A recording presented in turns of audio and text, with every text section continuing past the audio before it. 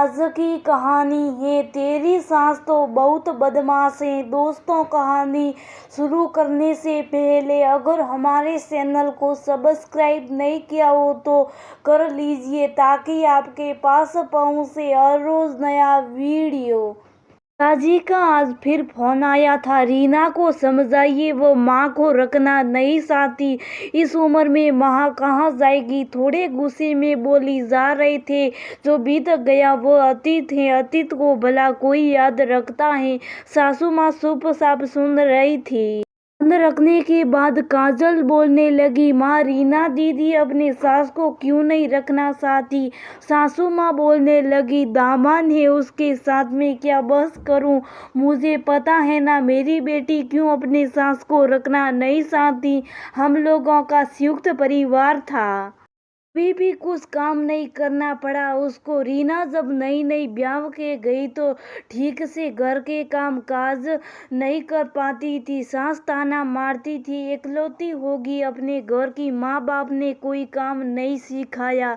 एक काम में भी सहायता नहीं करती, न बेटे को करने देती। रीना के ससुराल के नल से गर्मियाँ दिनों में पानी नहीं निकलता था, बाहर सोराह से पानी लाना पड़ता था घर के कामों के लिए। फिर भी सास किसी न किसी बहाने लड़ पड़ती थी। दिन गुजरते गए और रीना को लड़का हुआ। अब छोटे बच्चे की देखभाल और घर के काम दोनों तरफ ध्यान देना पड़ता था। रात में सास की किस चलती रहती। एक दिन नंदों ने आकर ना जाने क्या पाठ पढ़ाया। रीना की सास बोल उठी, मैं अलग खाऊंगी। बेटी ने बहुत समझाया लेकिन वो नहीं समझी। बोली, मेरे पास बेटियों के घर साल भर घूमने से ही मेरी जिंदगी गुजर जाएगी। मैं बहू के साथ नहीं रहूंगी। रीना की तो मुसीबत बढ़ गई। छोटे बच्चे को कमर में पट्टी बांधकर दरवाजे के कड़े में बांधकर सब काम करती थी। पति भी माँ का अलग होने के लिए दोषी मानता था। किसी काम में रीना की मदद नहीं करता। आस पड़ोस के लोगों को रीना के ऊपर खूब दया होती। पड़ोसी अक्सर कहते, तेरी सास तो बहुत बदमाश है, इसलिए तो तेरी जेठानियों से भी नहीं उसका पड़ता था। जब छोड़कर चले गए, तुमको भी तंग करके उसका मन नहीं भरा। रीना सब कुछ चुपचाप सुनती। रीना को फिर एक लड़की हुई लेकिन रीना मायके में ज्यादा दिन नहीं रह पाई। बेटा स्कूल जाने लगा था।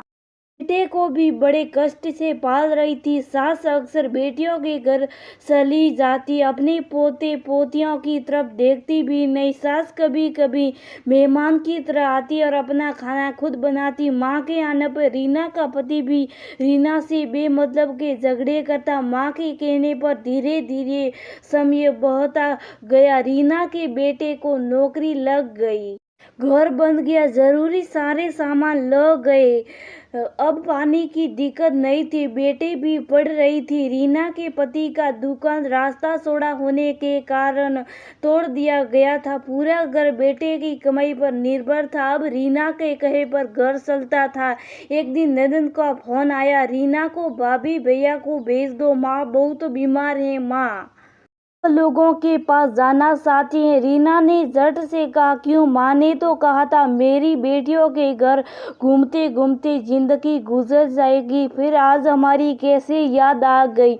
माँ को मैं नहीं रखूंगी। रीना ने दामाद जी से कहा है। सासू माँ रोते रोते काजल को रीना दी की सारी कहानी सुना डाली। शाम को सासू माँ ने रीना दी को समझाया, वह तेरी बुजुर्ग है, माफ कर दे। कुछ दिन बाद काजल ने रीना को फोन कर पूछने लगी, अभी आपकी सास कैसी है। रीना दी ने कहा, ठीक है, अब उनको होश नहीं रहता, बिछौना गंदा कर देती हैं, इसलिए बेटी लोग रखना नहीं चाहती। बूढ़ी हो गई ना, जब तक काम कर सकती यहाँ से तो ले गई। अब बेटा याद आया, ठीक है बुजुर्ग है, अपने बेटे के घर आएगी तो जरूर मेरा जो कर्तव्य है उनके प्रति करूँगी, लेकिन सम्मान नहीं दे पाएगी। मुझे मेरे बच्चों के बचपन की तकलीफ याद है। काजल सोचने लगी, किसी को इतनी तकलीफ भी न दो कि उसके मन में आपके लिए सम्मान न रहे।